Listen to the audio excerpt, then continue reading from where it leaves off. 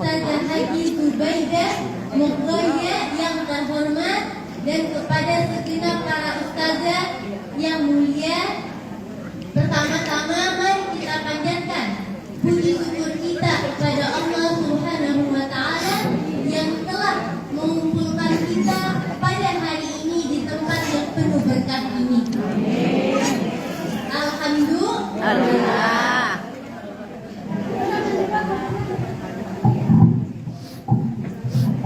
Yang insya Allah pada saat ini kita akan membahas mengenai menyambut bulan Ramadan yang penuh dengan keberkahan. Bu, sebagaimana firman Allah Subhanahu wa Ta'ala, kutiba alaikumus shiyam kama kutiba alal ladzina min qablikum la'allakum tattaqun. Telah diwajibkan atas kalian berpuasa sebagaimana telah diwajibkan atas orang-orang atau kaum sebelum kalian. Bu, puasa Ramadan ini hukumnya wajib. Kalau misalkan kita mau rukun Islamnya terpenuhi, maka salah satu rukun Islam juga puasa di bulan Ramadan. Maka dari itu ini sangatlah penting sekali. Jangan sampai kita menyepelekannya. Karena yang namanya rukun itu kan dari rukun Islam. Kalau rukunnya aja tidak terpenuhi, maka gimana akan tegak Islamnya? Betul gak Bu? Betul. Maka dari itu jangan sampai kita ini tidak mengambil momentum yang sangat penting di bulan yang suci. Bu, kita kalau mau datang Ramadan, jangan hanya pas Ramadannya aja ibadahnya. Karena kenapa? Karena bulan Rajab itu adalah pintu untuk bertemu kepada Ramadan. Kenapa? Karena di bulan Rajab adalah bulan yang kita menanam benih. Lalu di bulan Sya'ban adalah bulan yang kita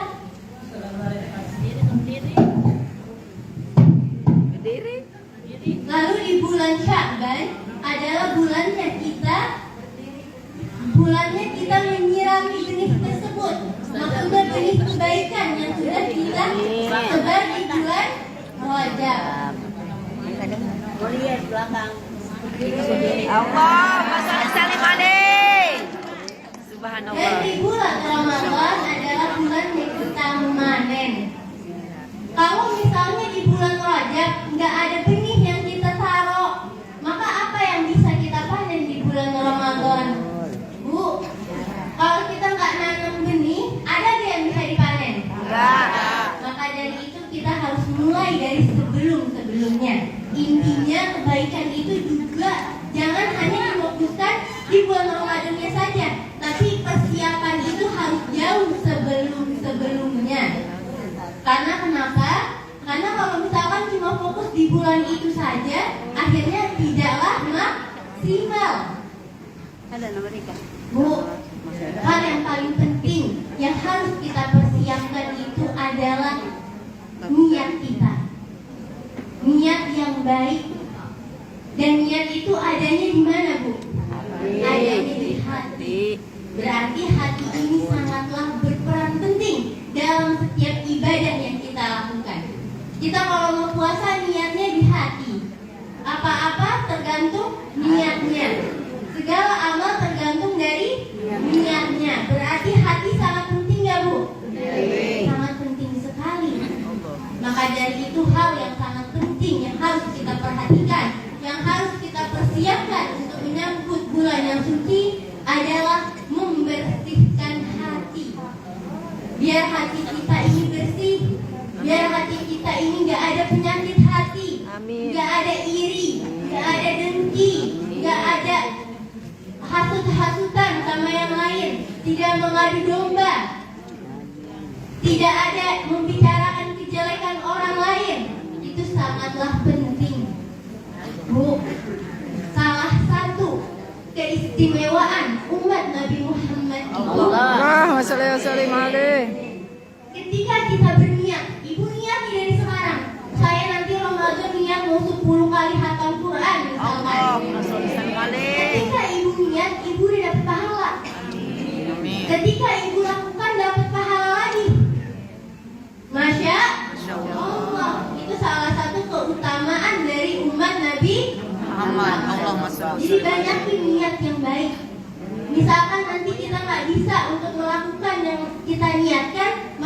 sudah dapat pahala dari apa-apa yang kita niatkan. Amin. Sekarang menjadi pertanyaan, tadi kan kalau kita berniat untuk kebaikan, kalau misalkan kita berniat untuk keburukan bagaimana? Ketika kita berniat untuk sebuah hal yang buruk, maka kita tak dapat dosa sampai kita melakukannya. Itu dari salah satu keutamaan umat Nabi besar Muhammad SAW. Jadi banyak-banyakin niat yang baik, Bu. Misalkan kita niat nih hari saya mau sedekah sekian, saya mau misalkan mau memberikan anak yatim sekian. Tahu-tahu pas sampai rumah lupa, tadi saya mau sedekah lupa. Tapi karena niatnya udah ada, maka pahalanya udah dapat. Amin. Saya, Bu, setiap belajar ketika saya masih kuliah di Hadramut waktu itu, setiap saya lagi daras atau pelajaran atau taklim sama guru saya, setiap hari kita itu diingatkan untuk membersihkan hati. Ibarat hati ini itu sebagai sebuah wadah. Ibu kalau mau minum, ada gelas kotor, bakal kita tuangin air gak, Bu? Pasti kita akan cuci dulu. Begitu juga dengan hati. Hati ketika dilihat dia kotor, maka tidak akan ditumpahkan ke dalamnya ilham dan barakah. Tidak akan dituangkan ke dalamnya hal-hal yang berharga. Kita mau buang air aja lihat wadahnya dulu. Apalagi ketika Allah ingin meletakkan sesuatu yang berharga di hati umat manusia, maka yang akan dilihat adalah hatinya. Dia lihat, ketika Allah melihat hati umatnya ini ada seorang hambanya hatinya bersih, lalu akan diletakkan di dalam hati tersebut hal-hal yang begitu berharga. Maka dari itu hal yang paling penting itu adalah hati. Bisa jadi amal ibadahnya dikit, bisa jadi cuma sedikit yang dia amalkan, tapi karena kebersihan hatinya, karena ketulusan dan keikhlasan hatinya, maka pahalanya bisa berlipat ganda. Amin. Bisa jadi amal ibadahnya bisa sholat nggak berhenti seharian, tapi kalau hatinya kotor, maka tidak akan bisa menyaingi orang yang cuma ibadah sedikit tapi hatinya bersih. Maka dari itu perkara hati ini sangatlah penting. Karena kalau hati ada maksiat, kita ibaratkan rumah. Kalau rumah itu dinyalakan api dan api itu dibiarkan begitu lama, maka lama-lama semuanya akan menghitam. Tapi ketika ada kesalahan, ada dosa, langsung kita matiin, langsung kita bersihin bekas apinya, maka akan mudah untuk dibersihkan. Tapi ketika ada keburukan di hati itu, ada maksiat yang kita lakukan terus-menerus dan tidak bertaubat, maka apa? Api itu akan terus menyala dan semakin lama semakin membesar. Semakin lama bahkan akan menghancurkan rumah itu sendiri. Na'udzubillahi min dzalik. Bu, kita nggak pernah tahu. Kita nggak akan pernah tahu kapan ajal kita akan datang. Kita nggak akan pernah tahu ketika kita bertaubat kepada Allah, taubat yang mana yang Allah terima. Dan kita nggak akan pernah tahu, Bu, kapan rahmat Allah itu turun dan ampunan Allah itu turun kepada kita. Maka itu Al-Imam Ibnu Athaillah di dalam kitabnya Tajul Arus itu selalu mengingatkan kepada kita semua untuk bertaubat setiap saat. Bu, taubat itu ada syaratnya. Ada 4 syarat taubat. Yang pertama, kita menyesal atas apa yang kita lakukan. Yang kedua, kita beristighfar minta ampun kepada Allah. Dan yang ketiga, kita bertekad atau berazam tidak akan pernah untuk mengulanginya. Itu 3 syarat taubat jika kesalahannya kepada Allah, jika kesalahannya berkaitan terhadap Allah, seperti kewajiban kita kepada Allah. Dan yang terakhir,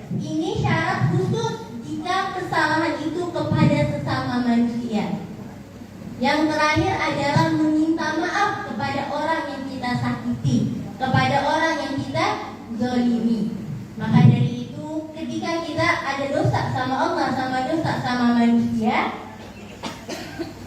syarat taubatnya atau syarat dimaafkan dosa itu ketika kepada sesama manusia ada syarat tambahan. Bu, kita ini untuk memelihara hati bukanlah hal yang mudah. Itu hal yang sangat sulit. Maka dari itu kita jangan pernah lelah untuk berusaha. Karena kenapa? Karena Allah tidak akan merubah suatu kaum sampai dia merubah dirinya sendiri. Maksudnya apa? Maksudnya sampai kita usaha. Kita usaha, maka Allah yang akan membantu. Usaha walaupun sedikit. Maka dari yang sedikit itulah yang akan membuat hal yang kita inginkan untuk tercapai. Ibu tahu Bu, siapa yang paling bahagia ketika seseorang hamba bertaubat? Ketika ada manusia bertaubat, maka yang paling berbahagia itu adalah Allah Subhanahu wa Ta'ala. Bayangkan bagaimana cintanya Allah kepada makhluknya.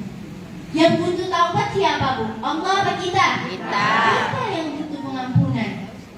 Walaupun seluruh manusia ini beribadah kepada Allah, itu tidak akan menambahkan keagungan Allah, karena Allah sudah sangat agung, Allah sudah sangat mulia.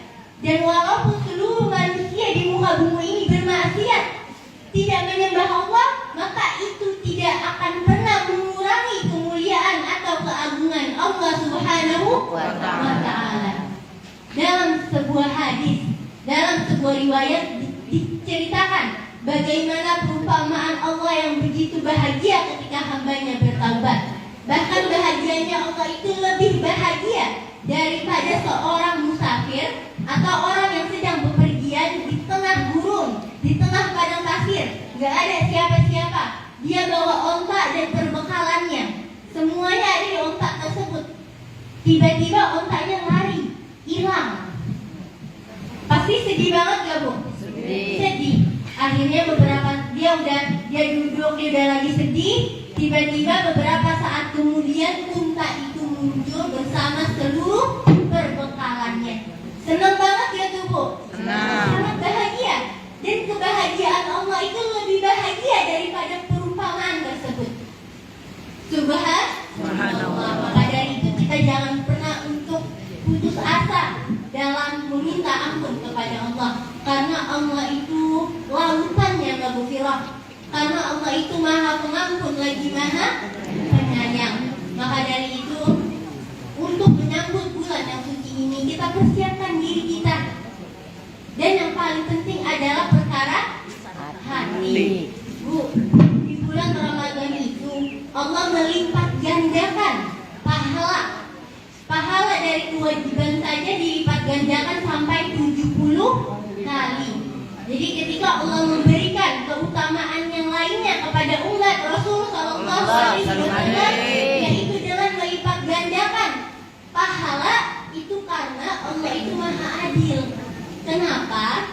Karena umat dahulu umurnya itu bisa 100 tahun lebih, sedangkan umat Nabi Muhammad rata-rata berapa Bu? Rata-rata 63 tahun. Maka dari itu dengan keadilan Allah, di beberapa waktu tertentu dan di beberapa tempat di bagian di dunia ini, bagaimana di Haramain, yaitu di Makkah dan juga di Masjid Nabawi, itu juga dilipat gandakan pahala di sana jika kita beribadah di sana. Dan juga di Ramadan tidak hanya itu. Di Ramadan akan ada yang namanya malam yang mulia, malam yang lebih baik daripada 1000 bulan, yaitu malam Lailatul Qadar, yang dimana amal ibadah akan jauh dilipat gandakan lagi pada malam Lailatul Qadar, yang diperkirakan insya Allah akan ada di 10 hari terakhir dari bulan Ramadan. Maka dari itu kita jangan pernah untuk menyerah, untuk menggapai keutamaan yang telah Allah berikan. Jadi Allah udah kasih kita jalan. Ini nih amal akan dilipat gandakan. Ini loh di sini amal bakal berlipat ganda. 1 kali sholat udah seperti 70.000 kali sholat. kalau itu terjadi di Lailatul Qadar. Subhanallah. Jadi kalau Allah udah memberikan kita keistimewaan, jangan kita sia-siakan. Bu, bayangin Bu, kalau misalkan tadinya ibu udah niat nih, oh saya mau misalkan dalam hari ini mau baca setengah Al-Quran, tapi ternyata dari siang sampai sore udah sibuk nyiapin makanan misalkan. Bu, kita ini setiap melakukan hal jangan pernah bersedih, apalagi hal kebaikan.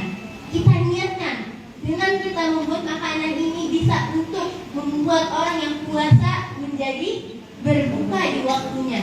Kita niatkan dengan makanan ini semoga anak saya, suami saya, dan saya bisa beribadah, bisa untuk memiliki tenaga untuk puasa di hari yang selanjutnya.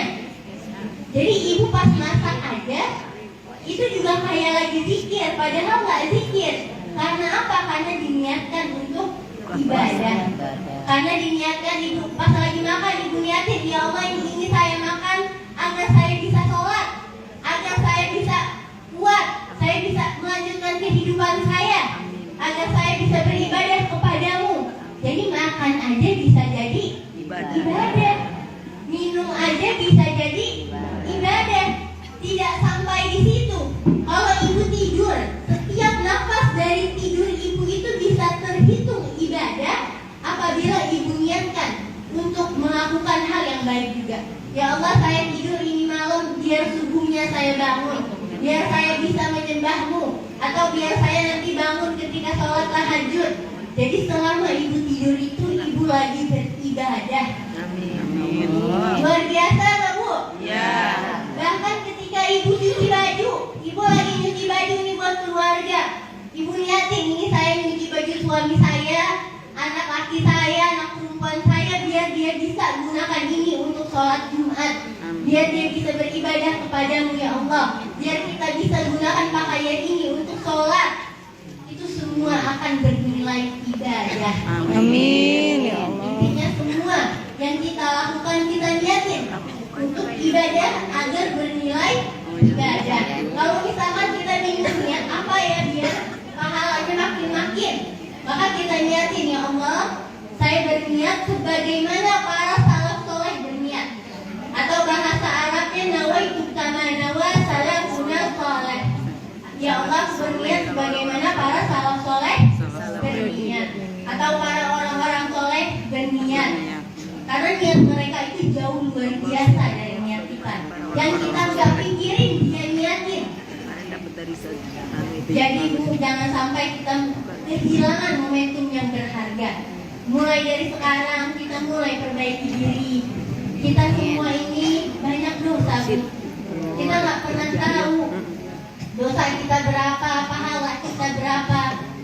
Maka dari itu selalu minta ampunan kepada Allah. Amin. Bu, kalau kita melakukan dosa kecil, jangan pernah kita remehkan.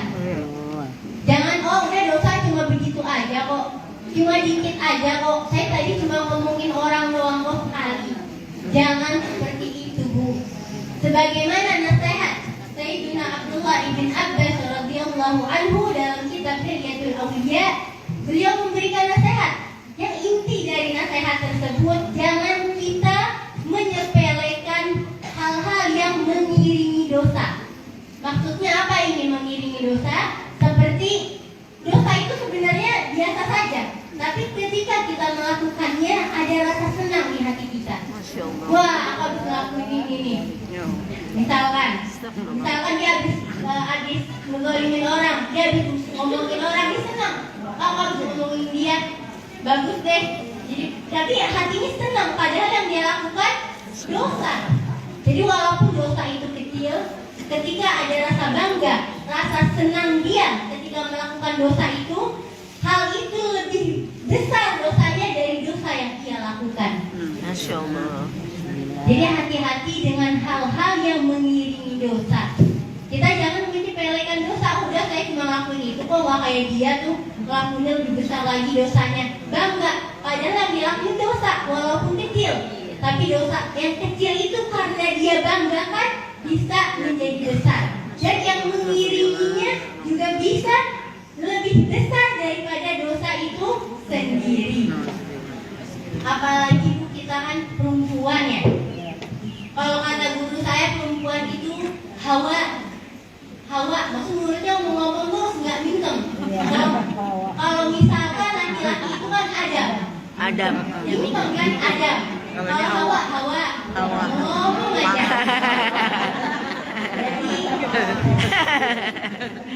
Jadi kalau sebisa mungkinnya kita bicarakan hal yang penting. Kita misalkan merasa di mana-mana orang ngomongin orang, berasa kayak biasa aja, padahal dosanya itu luar biasa. Karena hukum ghibah itu haram. Apa sih ghibah? Ghibah itu kita membicarakan keburukan orang lain. Keburukan itu benar-benar ada di dalam dirinya dan kita bicarakan. Dan kalau tidak ada di dirinya, maka namanya fitnah. Dan Rasulullah juga menjelaskan di sebuah hadis yang diriwayatkan dari Sayyidah Aisyah radhiyallahu anha bahwa dalam hadis tersebut ada beberapa perkara yang mencakup ghibah. Ada 4. Yang pertama, membicarakan keburukan orang lain. Yang kedua, menjuluki orang dengan julukan yang buruk. Kayak misalkan si budak itu kan buruk. Itu dengan julukan yang buruk. Atau si lelek itu kan buruk. Atau kita mensifati orang dengan sifat yang buruk. Kayak misal kulitnya hitam misalkan, kita bilang si hitam. Itu juga termasuk dari ghibah. Dan yang terakhir yang termasuk ghibah adalah memperagakan gerakan seseorang untuk merendahkannya atau menertawakannya. Jadi kalau kita punya saudara atau kita punya tetangga atau kita punya teman, misalkan ngomongnya rada cadel atau jalannya rada pincang, terus kita peragakan biar kita kok senang-senang aja untuk ketawa-ketawa, maka itu juga termasuk ghibah. Hukum ghibah itu haram. Apalagi kita udah mau Ramadan, jangan sampai kita nodai puasa kita dengan aneka maksiat. Jadi gimana nih kalau misalkan ada yang lagi ngomong ke kita, ngomongin orang ke kita, maka yang kita lakukan adalah menyangkalnya. Karena menyangkal ghibah hukumnya wajib. Gimana tuh maksudnya? Jadi seperti kalau ada yang bilang, itu si bulan kayak kemarin dia dia bilang hal yang buruk misalkan. Terus kita bilang, oh enggak kali dia mungkin lupa, atau oh enggak mungkin dia ini kali dia salah, dia nggak seperti itu sepertinya. Intinya menyangkalnya wajib. Atau kita bilang, oh mungkin kamu salah dengar, mungkin nggak seperti itu. Mendengarkan ghibah juga hukumnya haram. Maka dari itu jangan pernah kita menodai puasa kita dengan hal-hal yang diharamkan. Bu, siap untuk bersihin hati?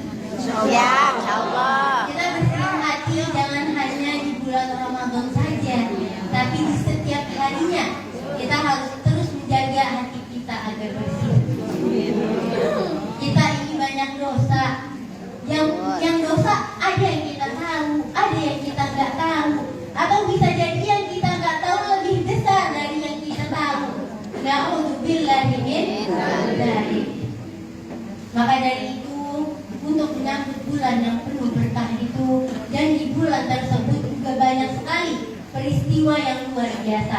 Salah satunya di bulan Ramadan itu ada yang namanya Perang Badar, yang dimana perang tersebut adalah perang pertama dalam sejarah umat Islam yang alhamdulillah dimenangkan oleh umat Islam. Padahal saat itu prajurit Muslim sangat jauh lebih sedikit daripada musuh saat itu.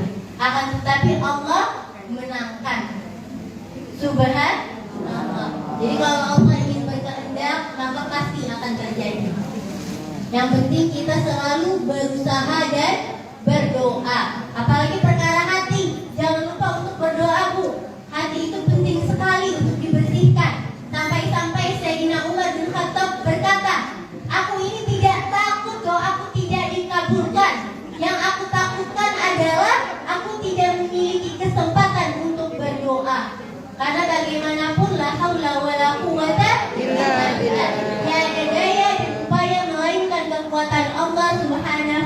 wa ta'ala.